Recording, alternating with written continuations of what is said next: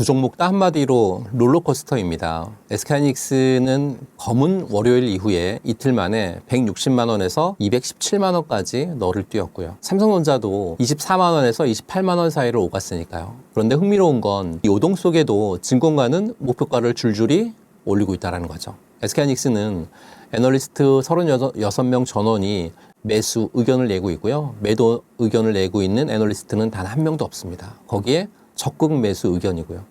12개월 평균 목표 주가도 340만 원을 넘습니다. 주가는 심리와 수급의 요동을 치지만 실적은 사상 최대치고 수출은 200% 넘게 급등하는 펀더멘탈과 주가의 괴리가 굉장히 큰 상태죠. 그럼 지금 사도 되냐라고 물어보시는 분들 굉장히 많은데요. 조건부입니다. 밸류는 금융위기 수준까지 싸진 과매도이고 실적은 견조하니까 사실은 세일에 가깝지만 반도체 기업의 실적과 빅테크의 투자 계획이라고 하는 분수령을 앞두고 변동성이 사실은 극심하죠. 지금 당장 몰빵하거나 급등하는 날 추격하는 건 사실 금물이고요. 자금을 나눠서 분할로 접근하는 게 정석입니다. 그럼 이미 들고 계신 분들을 위한 제 매매 기준을 좀 말씀드리면 딱 두 가지 원칙입니다. 살 때는 공포에 급락한 날을 노리되 실적이 받쳐줄 때 분할로 담는 거죠. 남들이 던지는 과매도 구간이 매수 자리이지 급등해서 뉴스에 나오는 날이 매수 자리가 아니라는 거죠. 그래서 추격 매수는 금물입니다. 팔 때는 이게 좀 핵심인데요. 많이 올라 아니라 이익 전망이 꺾일 때 파는 거죠. 단순히 과열됐다라고 하면 일부만 차익 실현하면 되지만 진짜 매도는 별도의 신호가 따로 있는 거죠. 빅테크 기업들의 AI 투자가 줄어들거나 범용 디램의 현물 가격이 하락으로 돌아서거나 증권사들의 이익 추정치가 하향 전환될 때는 매도할 때입니다. 이 세 가지 중에 하나라도 켜진다면 그때는 비중을 줄이는 게 맞습니다. 지금은 아직 그 신호가 안 켜졌고요. 오히려 추정치는 오르고 있습니다. 어떤 경우에든 레버리지는 항상 정리해 두는 게 제 철칙이죠. 결론적으로 두 종목은 실적은 사상 최대치인데 주가만 요동치는 국면이라 세일에 가깝지만 분수령을 앞둔 만큼 추격이 아니라 분할로 접근하시고요. 살 때는 공포의 급락에 나눠서 담고 팔 때는 이익 전망이 꺾이는 신호를 기준으로 삼으셨으면 좋겠습니다. 방향은 새로운 성장 사이클의 초입인데 그 안에 거품이 낀 구간이 섞여 있다라고 보고 있습니다. 사실은 둘을 좀 나눠서 보실 필요가 있는데요. 먼저 성장 쪽은 사상 최대의 수요하고 투자 그리고 2028년까지 이어질 공급 부족을 근거로 말씀드립니다.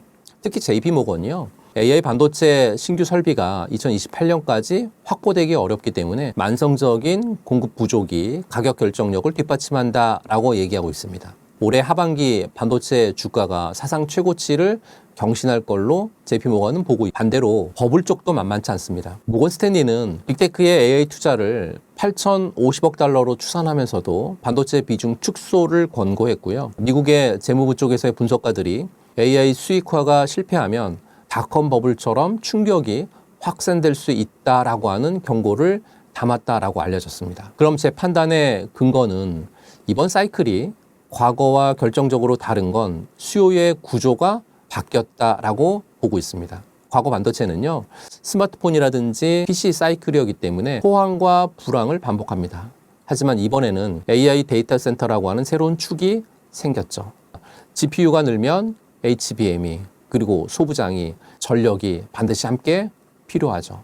반짝 유행이 아니라 산업의 판이 바뀌는 구조적인 재편이라고 하는 점에서 업황 자체는 실체가 있는 진짜 성장입니다. 다만 개별 주가라든지 밸류에이션에는 기대가 앞서간 거품 구간이 섞여 있습니다. 레버리지하고 쏠림이 변동성을 키우고 무엇보다 투자가 실제로 돈을 버느냐, 즉 수익화가 아직 완전히 증명되지는 않았습니다. 버블이냐 아니냐를 논쟁하기보다는 이 구조 변화 속에서 실적으로 증명되는가를 보는 게 훨씬 중요하다고 판단하고 있거든요.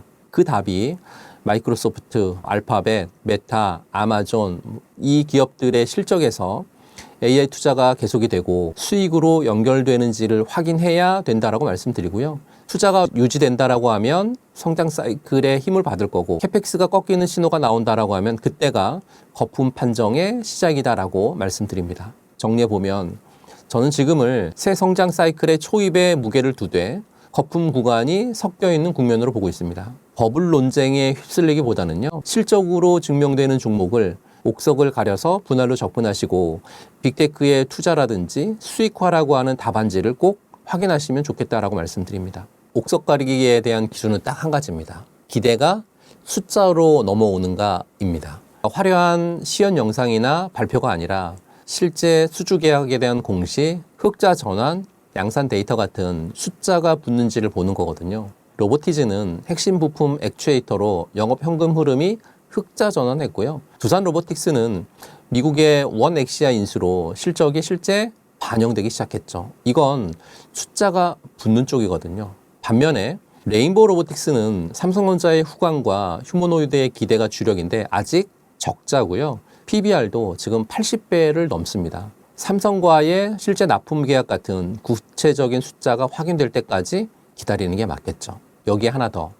산업의 방향과 주가의 거품을 분리하셔야 된다는 거죠. 로봇은 산업으로 보면 분명 초입 맞습니다. 하지만 주가는 이익이 없는데 기대만으로 앞서간 거품 구간이 섞여 있죠. 방향이 맞아도 가격이 비싸다고 하면 다치죠. 현대차가 로봇 기대감으로 급등했다가 한 달 만에 30% 정도 빠진 게 그 경고거든요. 그래서 이런 고평가 테마주는 소액으로 분할로 구체적인 촉매가 확인될 때 접근하는 게 원칙입니다. 그럼 삼성전자, SK하이닉스의 다음 주도주는 어디냐? 1순위는 전력 인프라로 보고 있습니다. AI 데이터 센터의 다음 병목이자 정부의 메가 프로젝트의 핵심이잖아요. 변압기 쪽에서의 HD 현대일렉트릭, 효성중공업, LS 일렉트릭이 대표적인데요.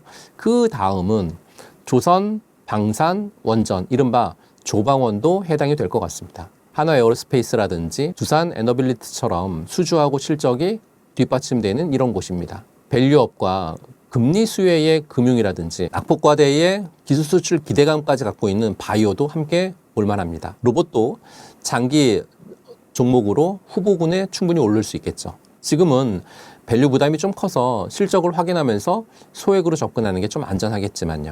정리해보면 다음 테마의 옥석은 기대가 실제 수주라든지 실적으로 숫자로 증명되는 그런 부분들을 가르실 필요가 있을 것 같고요.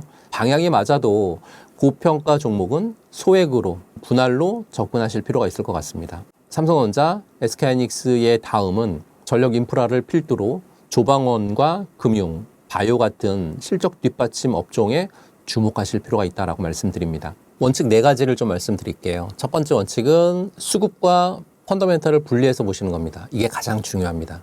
국민연금 매도나 미국발 악재로 빠지는 건 기업이 나빠져서가 아니라 잠깐 파는 사람이 많아져서 파는 거거든요. 국민연금의 리밸런싱만 해도 수십 조를 한 번에 던지는 게 아니라 여러 달에 걸쳐가지고 나눠서 파는 수급에 대한 노이즈일 뿐이고 국민연금 첫날 매도했었을 때는 한 2천억 정도의 매도에 그쳤기 때문에 회사의 이익이 훼손된 게 아니라고 하면 그 하락은 일시적이라고 하는 걸 반드시 기억하실 필요가 있을 것 같고요. 두 번째는 지수하고 내 계좌를 분리하시는 거예요. 이런 대형 수급 이슈는 지수를 흔들 수 있습니다. 하지만 결국에 내 종목의 장기 주가는 그 회사의 실적이 정하는 거거든요. 지수가 급락한다고 겁먹고 멀쩡한 내 종목을 던지는 건 남의 사정 때문에 내 자산을 헐값에 파는 셈이거든요. 세 번째는 현금과 분할을 무기로 사용하셨으면 좋겠습니다.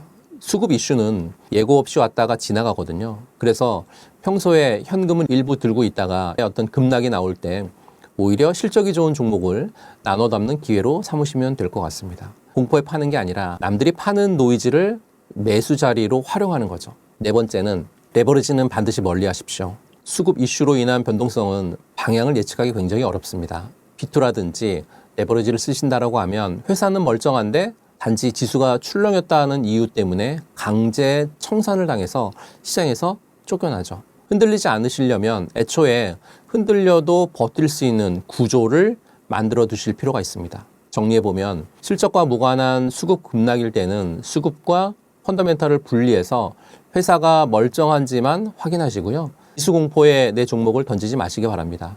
현금을 무기 삼아서 분할로 대응하시고 레버리지를 멀리 하시면서 이런 노이즈에 흔들리지 않고 오히려 기회로 삼으실 수 있는 그런 분들이 되셨으면 좋겠습니다.